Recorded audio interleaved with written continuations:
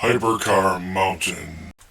Hi, this is Larry Hatch for Hypercar Mountain, and today's episode is hot new 164 diecasts at the Hypercar Mountain Collection.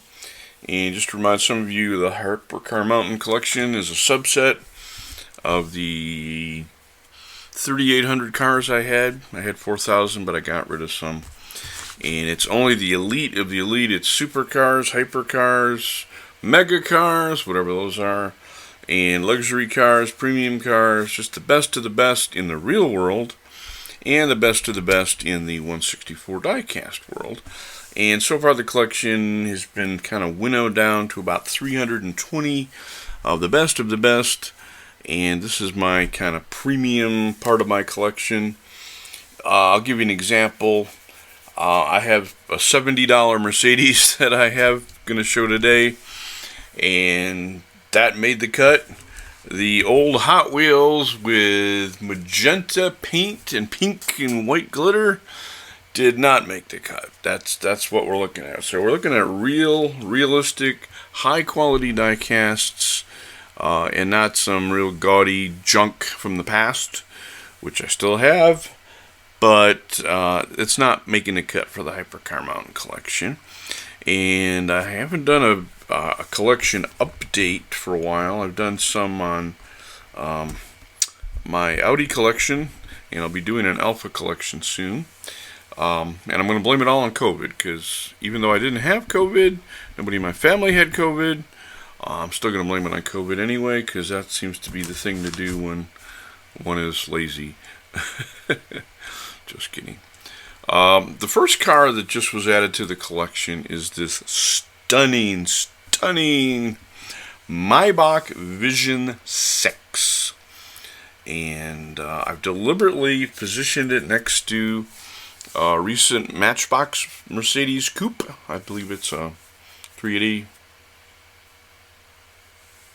SCC. Yeah, I'm sorry, I don't have it handy.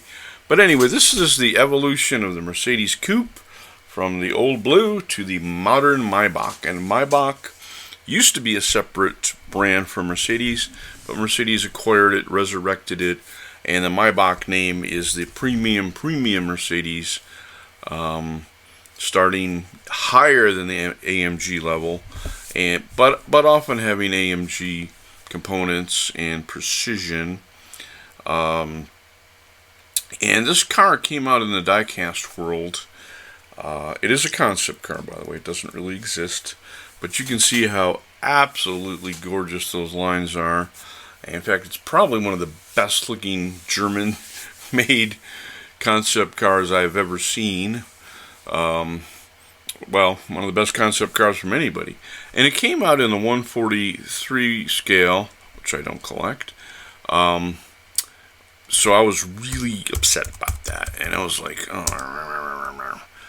And then one day I was doing my Mercedes searches on eBay and elsewhere, like I do, and I found that it's now available from Schuco. That's SCHUCO in the 164 scale, and I was thrilled. By the way, this car comes in a convertible version too, which you can get in the other diecast scales. And the really weird thing about it, the long hood, is the hood opens kind of like a butterfly. There's two panels with the hood.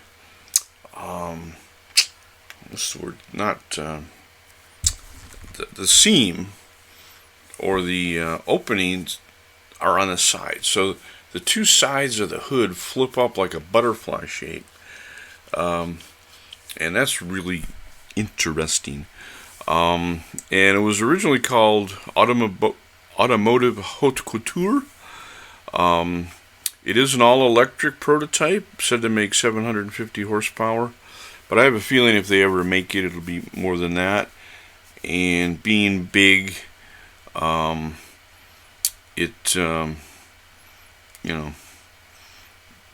probably be a little slow. They said it was going to be under 4 seconds 0 to 60, and that's kind of slow for a thing. But I think people would buy this just for the looks of it. My God, you go cruising in that thing, nobody's gonna look at your Amg GTR anymore. It was unveiled at the 216 Pebble Beach Concours de la Course, and yeah, we kind of hope they make that. Maybach has kind of come back in popularity for those who don't want ordinary, common pedestrian Mercedes like the masses have. So there is a market for those, and again, they're generally north of $250,000 in a lot of cases. So I recommend this one in 164. Look at those wheels. Those wheels are like red chrome, regular chrome, black. Holy heck. It's just an outstanding car. And if you collect Mercedes, it's what you need. And by the way, it did cost, it's resin, and it did cost $70 to import from China. That's a rare expenditure for me. I normally don't spend that much money. The next car is part of my collecting some Alfas. I'm trying to build up my Alfa collection, maybe 25 really good cars. And inconsistent with the Hypercar mountain theme, I'm not collecting the kind of cheap, everyday Alfas. I'm collecting the more performance ones, but not the racing ones. So just the better ones. Now this one kind of is maybe borderline, but it's a beautiful car, and it was very fast. It's the RZ convertible or cabrio, and I saw it. It's a Kyosho, and anything that Kyosho makes is going to be great, and so I just wanted to add this one. The third car today is again part of my Alfa collecting boom. The Alfa Romeo Giulias, and I see them all over town.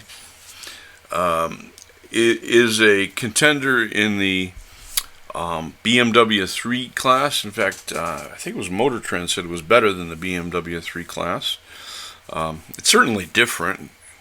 And in the Quattrofolio version, it's very fast. Lightning, deadly fast. And some people would say it's even better than, let's say, Mercedes E-Class, certainly the C500, if there is such a thing still. But anyway, this is the Quadrifoglio version, and if you look carefully, it says Netflix 6 Underground.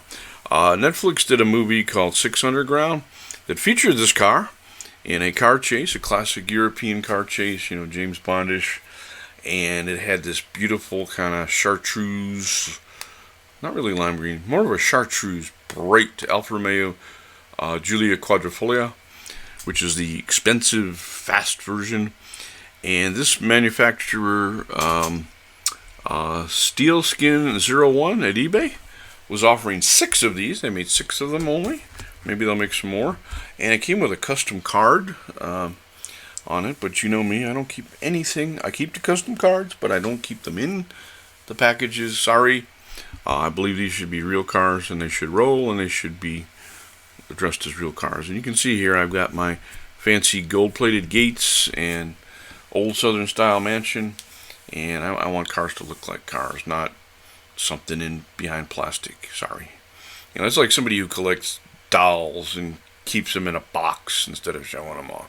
Makes no sense to me that diecast cars be put up behind plastic where you can barely see them, you can't touch them, you can't appreciate them. That's just my rant for today.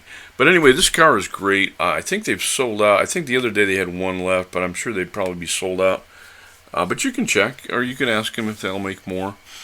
But the great thing they did is they not only got the color right, they got the wheel spokes right. They changed it to I guess you'd call it a bronzish chrome. And then they put license plates on it, which were real. They put a lot of other details on it that are real. It's a great car. I think it was only like $27, something like that, maybe less. Can't remember. But it's a great addition, and like I say, it's very limited, and it does have a tie-in to a famous Netflix movie.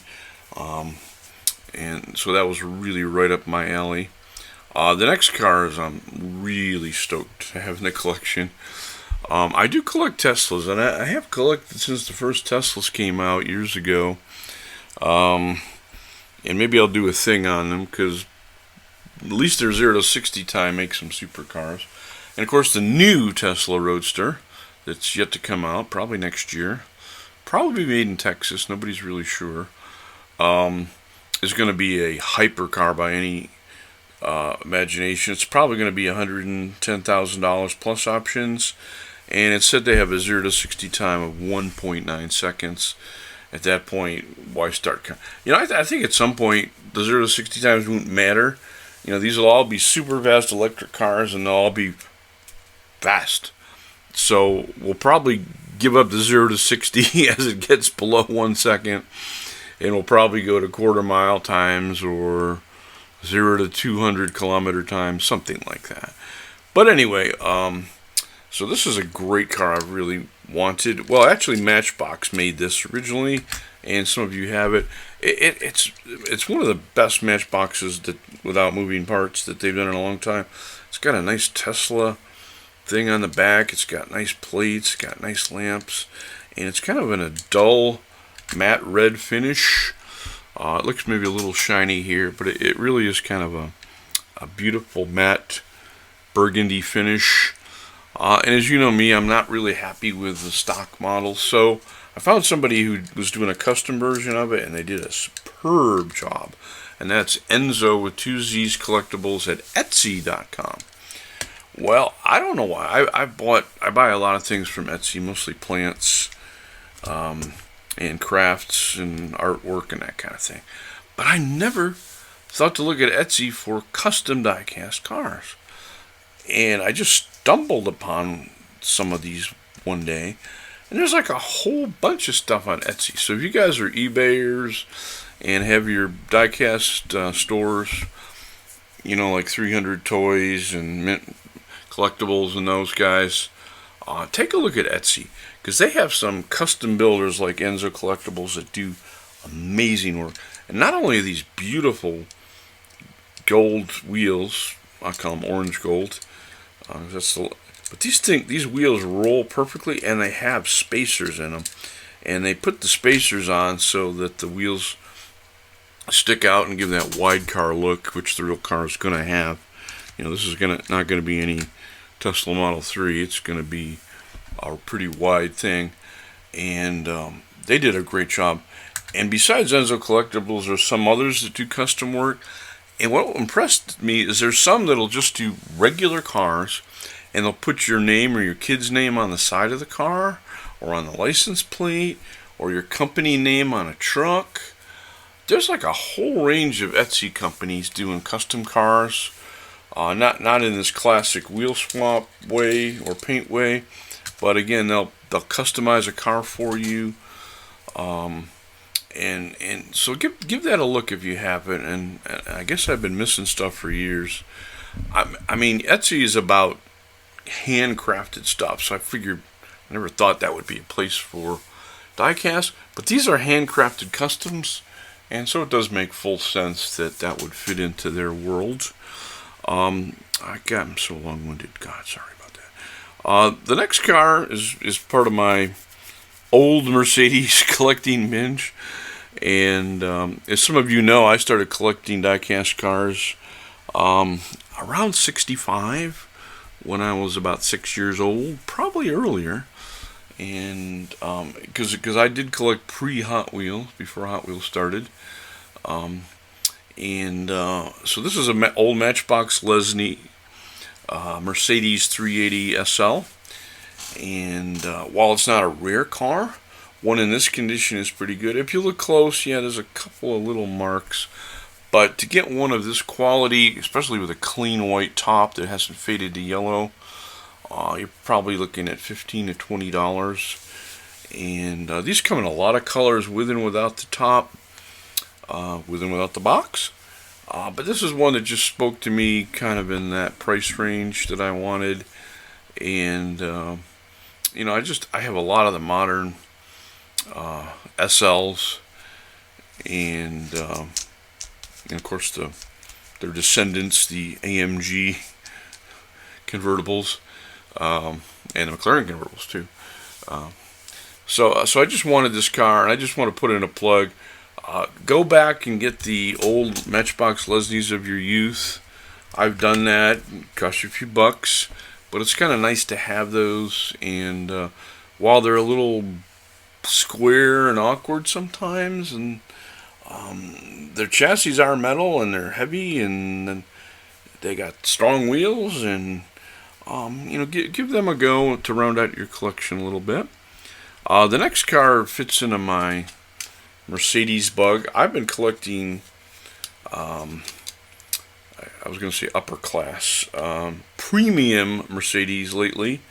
And of course the premium starts with the S-Class, goes up to the AMG versions of everything, which are the kind of their sport, the equivalent of the M series in BMW, or Alpina as well, and some of the other brands. And this is a Mercedes AMG Gt63s, which is one of those,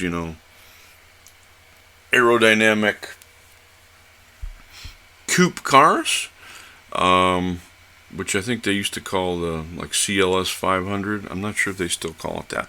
But this is basically a modern CLS 500 aero sedan, but with a GT63S trim, and it's a beautiful color. I like it a lot. Believe it or not, this is made by Paragon or Para, and they come in boxes. A lot of the Paragon cars are really great, and I featured some of them. This one comes with a stand, which I'm going to remove at some point. But this is a fantastic car if you're into Mercedes collecting, and I kind of highly recommend it. Let's see here.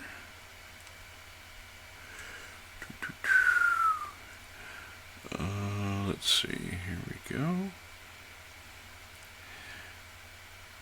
And our next car, sorry about this, I've been reading from notes. As you know, I have a website. It's called c8-64.com. It's everything about the 164 diecasts of the new Corvette C8. Well, it's not new anymore. And by the way, in 9 days, they'll be making the Z06 introduction. So maybe diecast manufacturers will be making some Z06s just for fun. And so, anyway, this is the latest one I got literally this week. It's a green light version of the car.